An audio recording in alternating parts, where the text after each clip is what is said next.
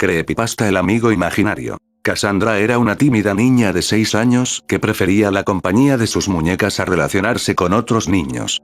Por este motivo no le resultó muy duro cambiar de casa y dejar atrás su antiguo barrio y colegio cuando sus padres decidieron mudarse. Sus padres estaban preocupados por el cambio, pero sabían que con el tiempo acabaría disfrutando de su nuevo hogar. Una vieja mansión que tenía un gran jardín, con un columpio, un tobogán e incluso una pequeña casa de madera en el árbol. La niña se acostumbró enseguida a su nuevo hogar. Pero tener tanto espacio para jugar la volvió incluso más retraída y solitaria. Cassandra solía subir con sus muñecas a la casa del árbol y pasaba allí varias horas hablando sola, según ella, con su amiga Anna. Los padres no le dieron mucha importancia, pues sabían que a esa edad eran comunes los amigos imaginarios. Las vacaciones de verano pronto acabarían y con el nuevo curso escolar haría nuevos amigos en clase. Los días pasaban y el comportamiento de la niña cada día era más extraño, casi no hablaba con sus padres y aprovechaba cualquier momento para refugiarse en su casita del árbol.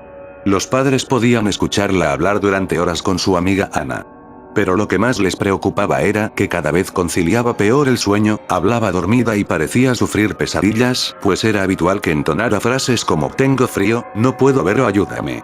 Una noche la madre sintió pasos en el pasillo, asustada avisó a su marido, quien salió a ver y se encontró a Cassandra caminando sin rumbo. La niña parecía sonámbula y, cuando su padre la llamó, se despertó totalmente aturdida y sin saber qué hacía de pie fuera de su habitación. Cada vez las incursiones nocturnas de Cassandra eran más atrevidas y se alejaba más de su cuarto. Sus padres tenían miedo de que la niña saliera a la calle, sola y por la noche. Así que decidieron llevarla a una clínica del sueño en la que podrían monitorear sus hábitos de sueño para tratar su sonambulismo. Pero tras pasar 2 noches no se detectó nada extraño, de hecho en ambas ocasiones Cassandra durmió plácidamente toda la noche. El psicólogo tampoco ayudó mucho, únicamente les confirmó lo que ellos ya sabían, que tenía una amiga imaginaria que se llamaba Anna y que tenía su misma edad. El psicólogo le restó importancia al hecho y les dijo que era relativamente frecuente, y más teniendo en cuenta que la niña prácticamente no tenía amistades.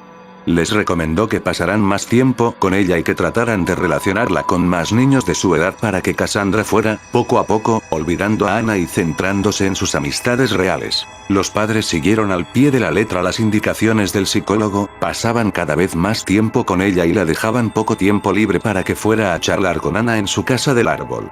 Pero eso no hizo más que empeorar su ataque de sonambulismo, parecía como si el tiempo que ya no pasaba con su amiga imaginaria por el día lo compensara por la noche.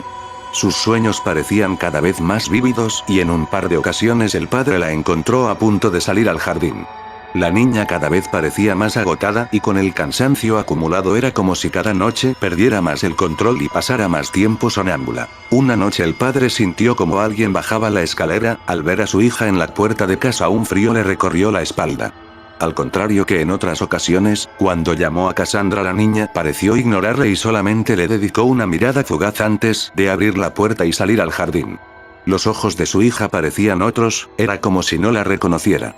Asustado, bajó las escaleras y salió corriendo detrás de ella mientras la niña avanzaba en dirección a la casita del árbol. Cuando estaba a pocos metros del lugar, la niña se agachó mientras balbuceaba algo que su padre no podía entender. Cassandra comenzó a excavar el suelo con sus manos. Su padre al llegar a su lado la escuchó decir «tengo que salir, aquí hace mucho frío».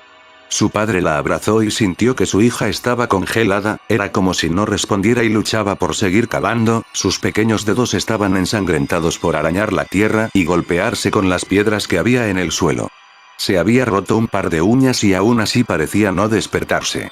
El padre no sabía qué hacer mientras la niña pataleaba y le pedía que la soltara y la dejara continuar. De repente, como si se le encendiera una luz en la cabeza, el padre dejó de llamarla por su nombre y la llamó Ana. En ese momento la niña se giró y dejó de luchar mientras se le quedó mirando.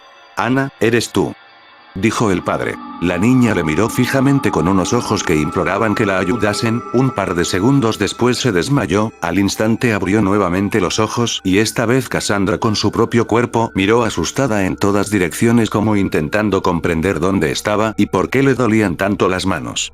Su padre la llevó dentro de casa, donde su madre se quedó limpiando sus heridas. El daño no era tanto como parecía en la oscuridad de la noche, pero el padre sabía que tenía un asunto pendiente en el jardín, así que mientras su hija se reponía con su mujer, bajó con una linterna y una pala. Al llegar al mismo lugar donde Cassandra había excavado, volvió a sentir un escalofrío.